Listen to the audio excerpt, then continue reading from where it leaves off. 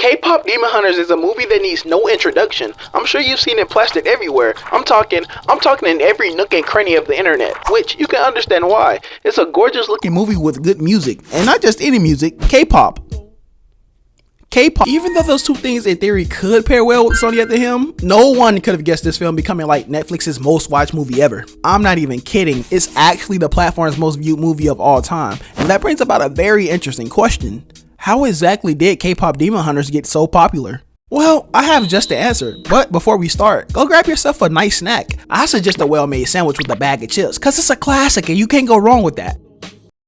The success of K-Pop Demon Hunters is something I just did not expect. You didn't either, don't lie. You did not know this shit was gonna be this popular. I mean, who could blame you though? I hardly saw any marketing for the movie myself. Well, there was that one trailer that Netflix released, and I do remember being impressed by the art and animation. It's more so just the fact I didn't anticipate it being a global phenomenon. But when you actually sit and think how, it makes sense. The movie checks off 3 of some major boxes, that being how accessible it is, Netflix, having massive appeal, the music, and the creative liberties it takes with the presentation, i.e. the animation, direction, and cinematography, which Sony did a great job of handling, by the way. Such a shame that they're not seeing any profit though. You may be confused as to what I'm referring to. Well, you see, Sony Pictures had a problem. They had absolutely no faith in this movie, so not only did they give distribution rights to Netflix, they sold them the entire rights to the movie itself. Therefore, all the numbers that you're seeing this movie bring in, Sony is not saying none of that. Look at all that money. No, bad Sony. That doesn't belong to you. Now, if you've been living your best Patrick Star life, you know, living under a rock and not knowing what K-Pop Demon Hunters is, it's basically an animated original movie directed by Maggie King and Chris Applehands. The movie follows a female group of K-pop idols named Huntrix, who are also the protectors of their world. They weaponize their music as a means to ward off supernatural forces. Amidst the film, they're confronted by the Saja Boys, their male equivalent that doubles as demons. They must defeat them and seal every other demon by creating what is known as a golden honeymoon. The movie takes both action and music and uses it to tell a story about identity and friendship. Now, sprinkling a splash of humor, some nice aesthetics, a pinch of fantasy elements, and that's basically the essence of what K-Pop Demon Hunters is. That's all you need to know though, as this video really isn't a review of the film. More so just me talking about how successful it is, and if said success is the blueprint to the future of animation and whatnot. There's plenty of other videos reviewing the movie itself that I would actually recommend watching. So let's get back to it. It's not a coincidence that this movie is seeing incredible numbers. More times than not, whenever Netflix distributes a movie created by Sony, it generally does well. The exception being Wish Dragon, which I was personally fond of, but it really didn't come close to touching the heights of Sony's other Netflix movies. Regardless, when you have Mitchells vs. the Machines and Vivo, the odds of success of your newest movie is decently high, I would imagine. It's not crazy to say that streaming is partly why it's where it is. Streaming has become relatively popular in the 2020s, with there being a service for damn near everything. Nigga, this is cable, what? The appeal of streaming is the fact that you can theoretically watch whatever you want, whenever you want. I say theoretically because if it wasn't for the Pirates of the Caribbean, a lot of media would be a lost cause. I'm looking at you, Max. Anyway, it's that accessibility that helps propel the popularity of media. It's interesting because I would also say it's equally a double-edged sword because of the sheer number of content. It's easy for some to get drowned out. Even though this is a Sony product, the current success that K-Pop Demon Hunters is seeing is a phenomenon for direct-to-streaming animated media. Within its first 10 weeks, the movie was viewed a total of 236 million times. Did I read that right? Yeah, no, that shit says 236 million. Fuck, man! For retrospect, the previous record holder was Red Notice, an action comedy film starring names like Ryan Reynolds, The Rock, and Gal Gadot. That movie totaled 231 million views and held the record for about 3.5 years. That is, until K-Pop Demon Hunters. Forget being the most watched animated movie on Netflix, it's the most watched movie on Netflix ever, and it's something spectacular. That doesn't even grasp the sheer scale of how popular this movie truly is either. It was the #1 movie on Netflix in 26 countries and top 10 in 93 countries. I can hardly fathom the scale, man. With success like this, it's not hard to imagine K-Pop Demon Hunters setting a precedent for future animated films on Netflix. Hell, streaming in general. Whether that'll actually be the case or not, I'm not so sure. Cause I'm thinking about other straight to streaming animated movies. Soul, Next Gen, The Wish Dragon, Spellbound, and Ultraman Rising didn't really make a splash in the grand scheme of everything. However, movies like Mitchells vs. the Machines, Turning Red, and Nimona generated a lot of buzz, so I could genuinely see this going either way. The film was recently released in theaters August 23rd and 24th with single-on screenings and did pretty great for Netflix's standards, even being #1 in America for a week. And that's with limited screenings, by the way. Did I mention how it's also Netflix's first time having an original movie be #1 at the box office ever? It's so much, and that's only tackling viewership. The music, takes everything to another stratosphere.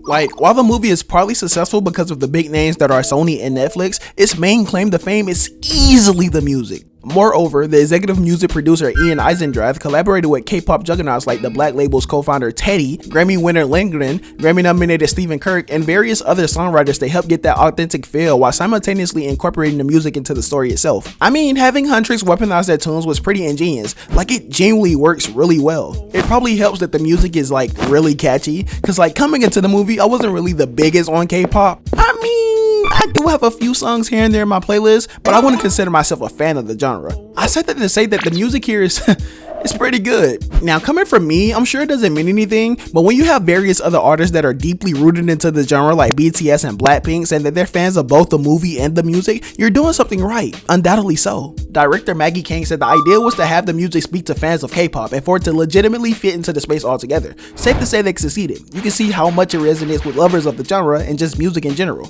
Look at some of the numbers, they tell you the story. As a matter of fact, let me run some of the numbers from this soundtrack real quick because this shit gets devious. Like, it's really crazy for real.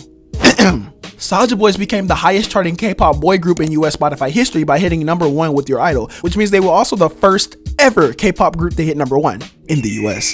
Huntrix, of course, didn't take that lightly and usurped the Soulja Boys by taking #1 with Golden, making them the first ever K-pop girl group to do so in the US. No, that's not all. Huntrix also became the first girl group after Destiny's Child in 2001 to hit #1 on the Billboard's Hot 100, making them the first K-pop artist ever to do so. In addition, let's throw in the fact that Huntrix hit #1 on the UK's official singles chart and topped the Billboard Global's 200. Has it set in just how ginormous this movie is yet? No? Okay, I got some more for you. Here's a few more accolades thrown at your dome piece.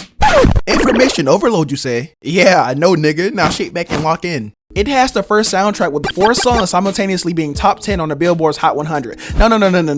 That's not enough. 3 of those songs were in the top 5. Furthermore, the soundtrack for the movie is the highest charting soundtrack in 2025 on the Billboard's 200. Needless to say, the movie is fat.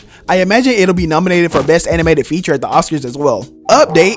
I had to add this in here because this video is a little outdated, but you know, it was pretty obvious that this movie was gonna be eligible for nomination. Like no question. But back to your regular scheduled programming.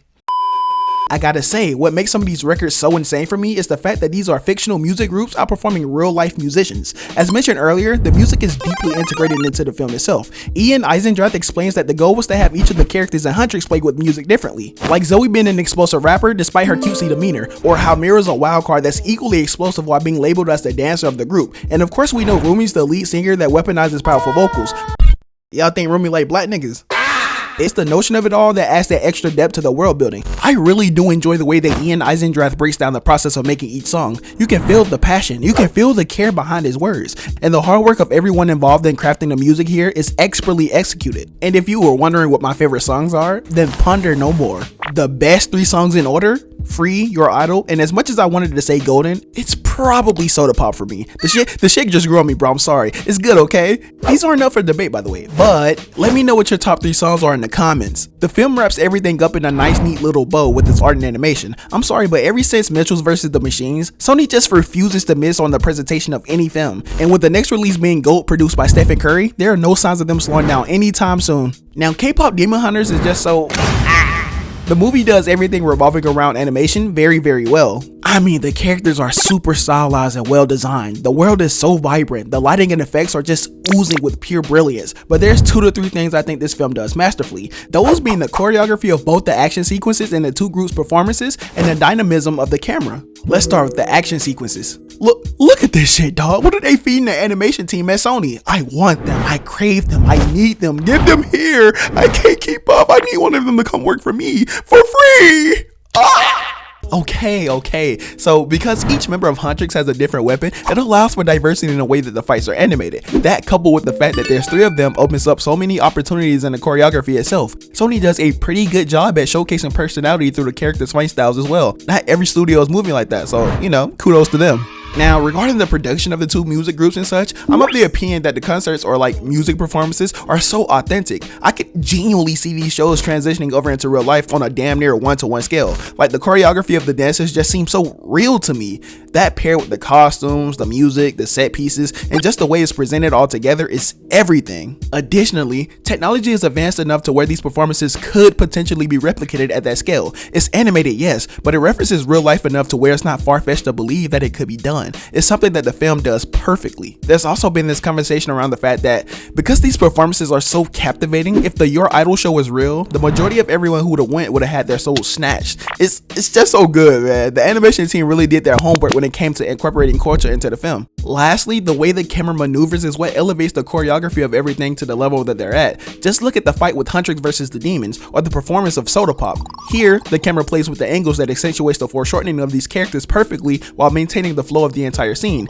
Here, the camera plays with the focal point of these characters that creates a nice structure and balance that leads us to follow the main component of the scene, which is the dancing. These are only a mere 2 examples of how versatile and dynamic the camera is. The movie is plastered with so much more. From the opening scene and the fight on the train, to Your Idol and the climax itself, it's all perfect. Touching a little more on the art side of it all, the fashion in this movie is so fire. There's so many styles used in this movie, and it really adds to the design of these characters. Even with Huntrix alone, there's so many colors and accessories that these characters play with, and it just flows so well. I really do yap about this art and animation shit, don't I? Oh my god, please forgive me as I find immense joy in it. There's hope for me yet. K-Pop Demon Hunters is a masterclass in appealing to mainstream audiences. It tackles all the things that make it appealing very well. It also helps in proving that original IP isn't necessarily dead, let alone animation as a medium. The problems that people have with Disney and Pixar is that their films aren't visually appetizing. It doesn't help that they've been playing it safe with a lot of their recent movies. The path that they take to connect to some of the themes that they portray doesn't work for mainstream viewers. Also, some of the projects have been just really boring altogether. They lack the ability to connect with audiences like they were able to once before, and it sucks. I'm still an avid enjoyer of Pixar, don't get me wrong, but how the mighty have fallen. Researching the inner workings of this movie really helped in providing insight of why it became so successful in the first place. Everything presented is truly a passion project. Just hearing how everyone involved talks about their part in everything shows how much thought, love, and care was poured into the film. The production crew even went to South Korea to attain that authenticity for the movie, and it really does show. It's true that not everyone has access to the resources that this movie had, but when people genuinely love the work that they're doing, it'll always show. This movie also reveals that we don't actually know the ceiling for K-pop. It does a great job at bridging non-K-pop listeners to the genre. I've heard a few people describe that the soundtrack isn't completely K-pop oriented, with Soda Pop being the most on brand. They also mentioned that because of that, it's a great way to be introduced into the genre as a whole, and I'm inclined to agree. Look, listen, moral of the story is that K-pop Demon Hunters can indeed be the blueprint for the future. It's fun, it's beautiful, the music is catchy, but most importantly, it has heart, and that's something that a lot of media today is missing. Now, as I mentioned earlier, this isn't a review, but if you were looking for a rating of some sort, I give it like a 7 out of 10. It's good, but not great. It has extreme highs and lows for me.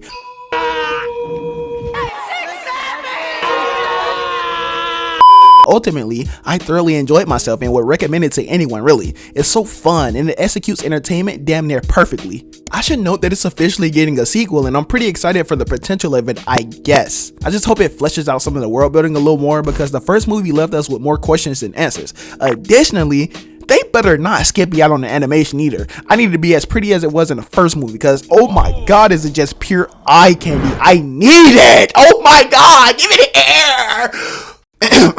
With that being said, don't forget to pour your milk first. We out, y'all.